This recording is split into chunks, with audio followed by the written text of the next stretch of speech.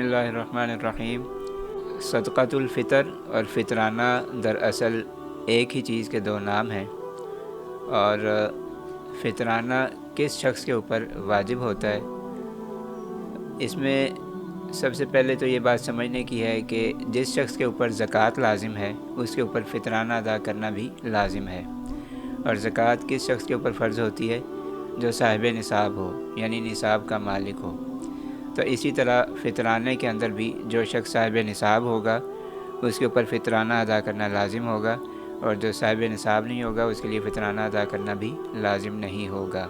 اب ہمارے ہاں عام طور پر ایک غلط فہمی پائی جاتی ہے، اور لوگوں کے ذہن میں ایک ہی تصور ہے کہ عید الفطر کے موقع پر ہر مسلمان کے اوپر جو ہے فطرانہ ادا کرنا واجب ہے۔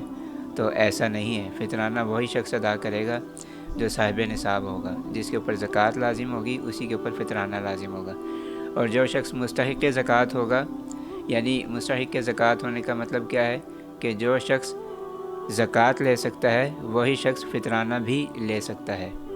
صاحب نصاب میں ایک تو یہ ہے کہ یعنی نصاب کا مالک ہو، یا اس کو دوسرے الفاظ میں یوں بھی کہہ سکتے ہیں کہ جس شخص کے پاس قرض کے علاوہ اور ضروریات اصلیہ، یعنی جو انسان کی بنیادی ضروریات ہیں ان سے ہٹ کر اس کے پاس اگر 52.5 تولے چاندی کی مالیت کے بقدر کوئی بھی مال ہو، چاہے وہ ضرورت سے زائد سامان ہو، چاہے وہ کرنسی ہو، چاہے وہ مال تجارت ہو، یا کوئی ایسا سامان جس کی مالیت 52.5 تولے چاندی کی مالیت کے بقدر ہو، اور وہ آج کا اگر ریٹ دیکھا جائے تو 1,86,000 روپیہ تقریباً بنتا ہے، یعنی 52.5 تولے چاندی کا آج کا ریٹ وہ تقریباً 1,86,000 ہے۔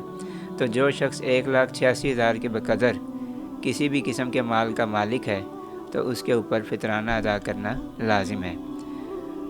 اب فطرانہ جو ہے وہ عید کی نماز سے پہلے ادا کیا جا سکتا ہے۔ اگر کوئی شخص رمضان میں ہی فطرانہ ادا کر دیتا ہے تو یہ بھی جائز ہے، اور اگر کوئی شخص عید کی نماز سے پہلے فطرانہ ادا نہ کر سکا تو وہ عید کی نماز کے بعد بھی ادا کر سکتا ہے، کیونکہ یہ انسان کے اوپر واجب ہے۔ تو واجب کا مطلب یہ ہے کہ اگر جب تک وہ ادا نہیں کرے گا تو وہ اس کے ذمے سے ساقط نہیں ہوگا، اس کی قضا بہرحال کرنی ہوگی۔ تو اگر موقع پہ ادا نہیں کر سکا تو بعد میں ادا کرنا اس کے لیے لازم ہوگا۔ اچھا، پھر یہ ہے کہ فطرانہ جو ہے وہ صاحب نصاب شخص اپنی طرف سے اور اپنی بیوی کی طرف سے اور اپنی نابالغ اولاد کی طرف سے بھی، یعنی گھر کے تمام افراد کی طرف سے وہ فطرانہ ادا کرے گا۔ اگر اس کی بیوی الگ سے صاحب نصاب ہے، یعنی وہ بھی زکوٰۃ ادا کرنے والی ہے، تو وہ اپنا فطرانہ خود بھی ادا کر سکتی ہے۔